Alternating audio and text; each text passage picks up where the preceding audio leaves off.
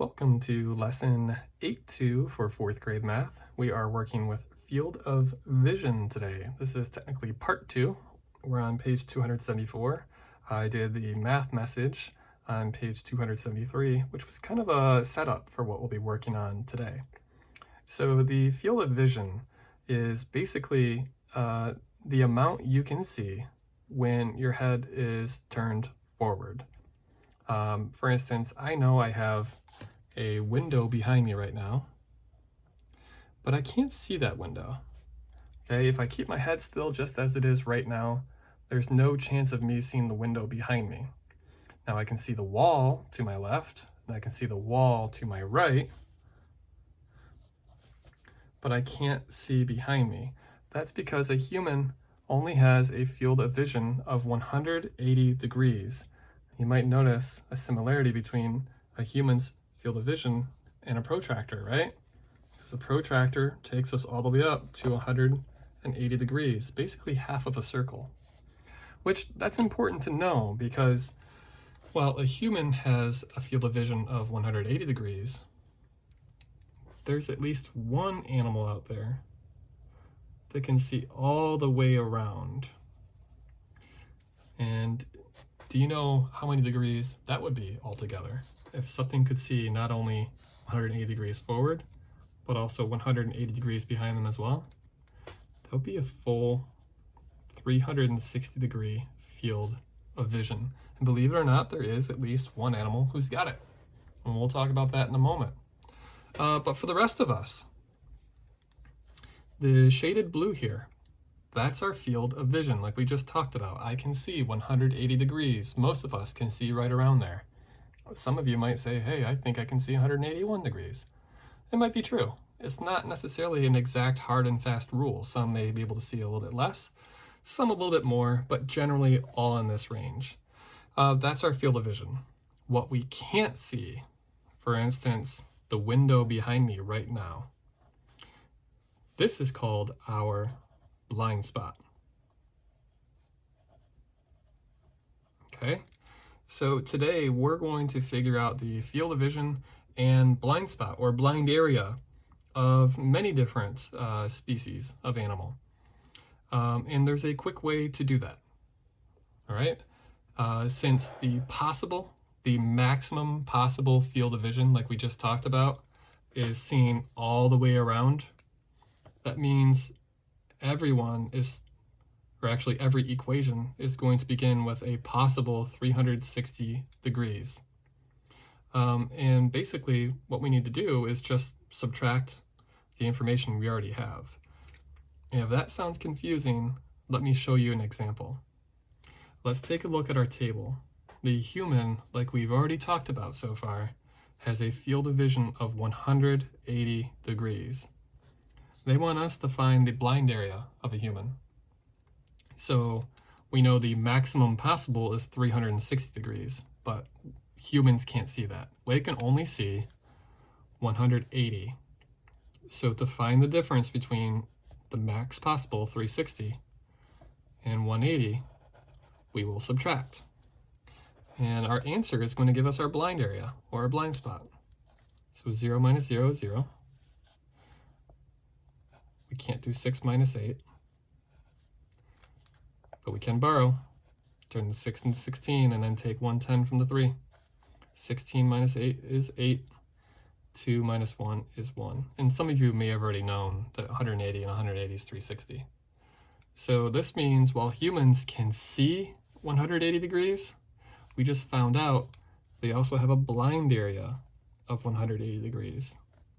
So it's basically perfectly half and half. Humans can see half of 360 degrees, but they're also blind for the other half, unless they turn their head. So why don't we try one that's not quite as clean? Let's try, let's try owl, because I see we have a picture for owl. So you'll notice looking at our, I was going to say diagram, but just looking at the example of the owl has a field of vision of 110 degrees. And that might shake a few of you up. At first I was like, wait a second, I feel like owls can see behind themselves. I've watched it. But remember, this is only vision for an animal whose head is staring straight ahead. You may have seen a video of an owl turning his head almost all the way backward.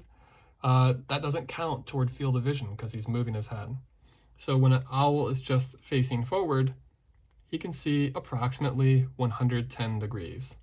And if you look at our table, that's the information they give us. And we need to find the blind spot. And remember, this is going to be out of 360 possible degrees, right? A full circle. So to find the difference, just like on page 273, let's take the maximum number, 360, and subtract what we already know. Take away the field of vision, which is 110. Ooh, this is going to be no borrowing involved. 6 minus 1 is 5. 3 minus 1 is 2. So in this case, an owl can see 110 degrees while keeping their head still, but they have a blind spot or blind area of 250 degrees. And if you compare the blind area of a human and the blind area of an owl, you'll notice that the owl has a much more significant blind area, which may help key you in as to why owls might have such flexible neck muscles, so they can turn around and cover their blind spots. Okay, so the long and short for page 274 is you're going to take the maximum field of vision, 360, and subtract the data you already have to find the unknown. Okay, let me check the clock. Maybe I'll swing over to page 275. Yeah, let's do this. I'm ready. We're going to take this one step further. We've been talking about field of vision. Well, there's something else to it here. There's something called binocular vision and monocular vision. And this has to do with the prefixes we've talked about, at least in my classroom throughout the year, of things like una or mono, or bi, or tri, or quad. And mono or una means 1, bi means 2, tri means 3, quad means 4. That's why bicycle would be 2 tires, where unicycle is 1 tire, tricycle is 3 tires. In this case, we're dealing with vision though. So binocular field would mean the field of vision that a human has in this case, where both of their eyes, bi meaning 2, where 2 eyes can see the target. Conversely, you'll notice the prefix mono for monocular, and mono means 1, and monocular vision means this is the area where really only one of your eyes can see at one time. When you're really trying to look over to the left side, to the wall, and seeing how far back your hand can go without losing sight of it, at some point, only one of your eyes is going to be able to focus on that object. For instance, if you hold your left arm right out to your left right now, and you close your right eye, you can probably still see the arm, right? But now flip-flop it, close your left eye and open your right eye, and you probably can't see that object anymore. So here we're dealing with, we're going to break it down, not just field of vision, but how far can you see with both eyes, and then how far can you see with just one? So it's going to be a little more information here. Let's take a look at the human's total field of vision, and we'll talk about how we'll figure out the missing piece of information. So we already know that a human can see 180 degrees. That's binocular vision or monocular vision. Here's the information they give us. They tell us binocular vision is 140 degrees, which they show us up here. And they tell us that the right side binocular vision is going to be 20 degrees. So we have 140 and then we have 20.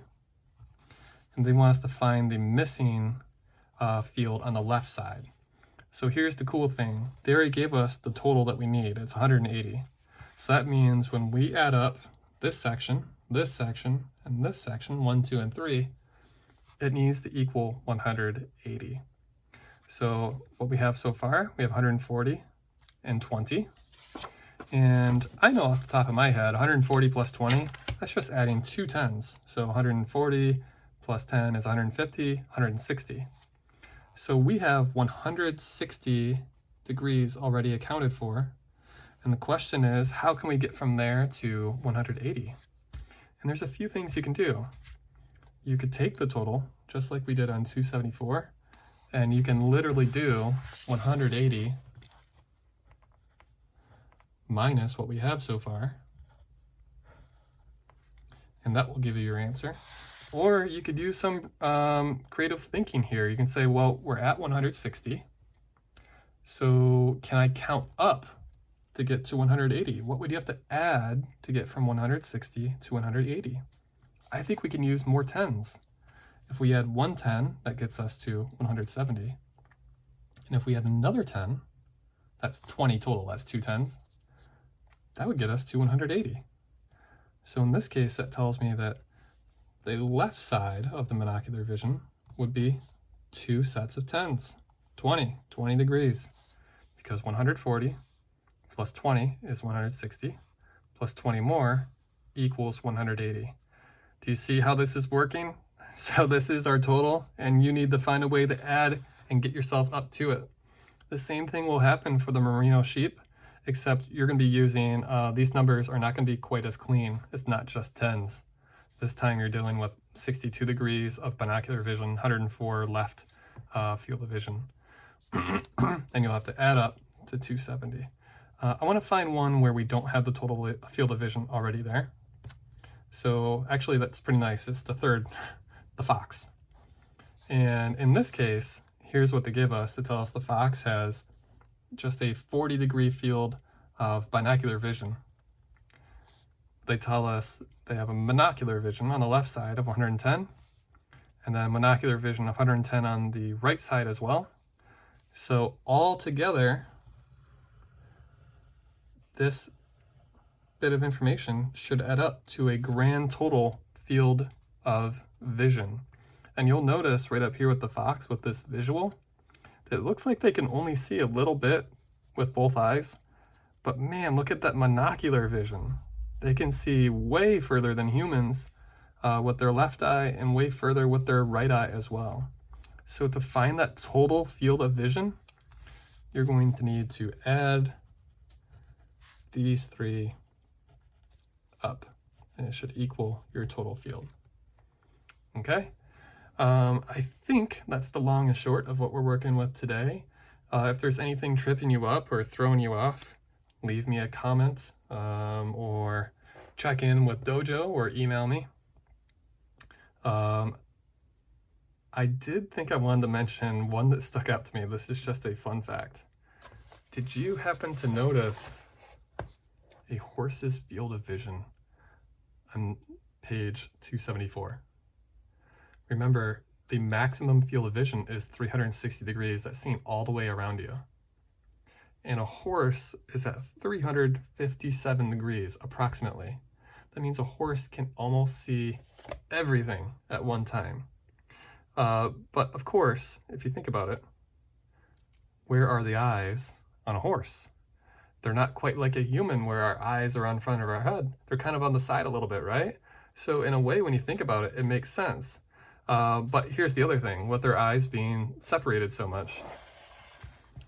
On page 275, take a look at their monocular vision.